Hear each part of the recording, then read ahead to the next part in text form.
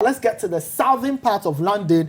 Let's talk about Crystal Palace and Liverpool. A lot of people remember this game because a few years ago it defined Liverpool's title challenge. They didn't win the league in the Suarez era. But the tail of the tape really has Liverpool on top after beating Man City 2 weeks ago. Palace are 12th. They've won 4 games. Liverpool 11. Liverpool have drawn 1. Palace have drawn 3. Palace have lost 5. Liverpool are yet to taste an L this season. 10 goals for Palace, 16 against. Liverpool, 28 goals for them, 10 against. Ben, this is a very, very important game for Liverpool. Important in the sense that they will have to win this just to put pressure on Manchester City. They play Saturday. Yeah. They play on Saturday at 5:30 p.m.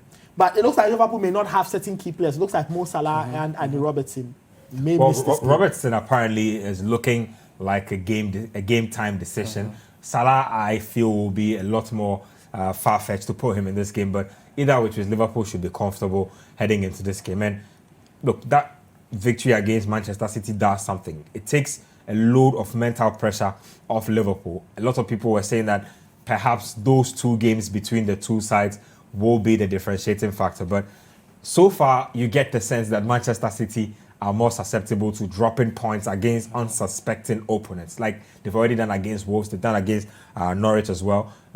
You get the sense that they might just play the race into Liverpool's hands. Like I'm saying, that win for them against City just takes a load of pressure off them. Now they can go into games relaxing a bit more, not looking over their shoulders a bit more, just going out there to get the job done. Remember that in the lead up to the Manchester City game, they had a few dodgy wins. Late win, scrappy win, refereeing decision win, penalty win. I mean, VR system win, all kinds of stuff. People saying that maybe the stars have aligned to have Liverpool in the league this season. But the honest truth is that Palace are a tough side to break down. They won't just kneel over and have you walk all over them. They will give it a fight. They will make it as difficult for you as possible. And Liverpool should avoid giving away dead balls in and around the box.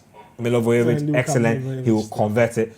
In and around the box, they are capable of doing something with it. So if you're Liverpool, you'd want to dominate this game from the opening stages, perhaps get an early goal, unsettle your opponents, and then get to play the game the way you want to play. Because like we always say, the longer the game goes on for you, the more desperate you get, the more error-prone you become. So they want to make this easy for themselves. Palace, I mean, are a good defensive team, but in theory, they're not a team that should be causing Liverpool problems. And they want to make it that type of game. Go into it, make it routine. Don't make a fuss out of this. I mean, tell us, for Palace, they'll come up against a Liverpool team that may not have Mo Salah, may not have Andy Robertson. How much joy should it fill them with that these 2 players may not feature tomorrow or may not feature over the weekend for them? And for Palace, what should be the plan? How should they play if they want to get something out of Liverpool? I think one thing I've realized with the Premier League or with most leagues is when there's an international break, you realize that the big teams mostly field most of their main players for the national teams, and that could probably affect Liverpool this weekend because some of them have lost a bit of legs in playing for the national team and all that.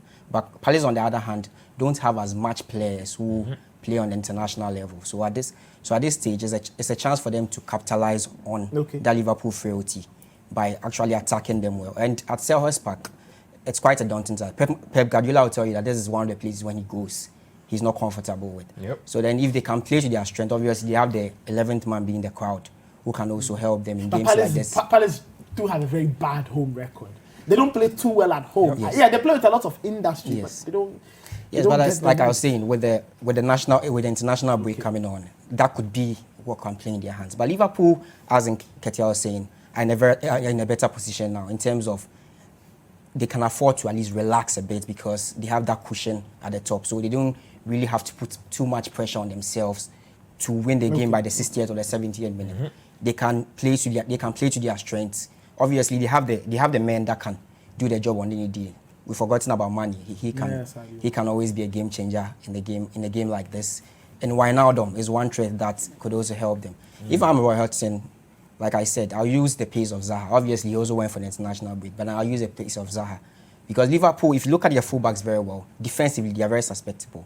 They are only good when it comes to attack. They are more of an attacking midfielder. So then, they're attacking fullbacks. So then mostly, the midfielders have to cover in for them. And there's a plan or there's a way to stretch the game in a way that can help them too. Okay. So then if I'm Roy Hodgson, I'll play to that strength, and at least if they come out to the point in a game like this, it will be good for them. At least at the end of the season, they can say they took some points off Liverpool. We'll see. So Liverpool are yet to lose a game this season, and they've got to go to Selhurst Park. I'm sure they still have memories of that very bad night and Suarez wept. Suarez crying, Gerrard all over the place.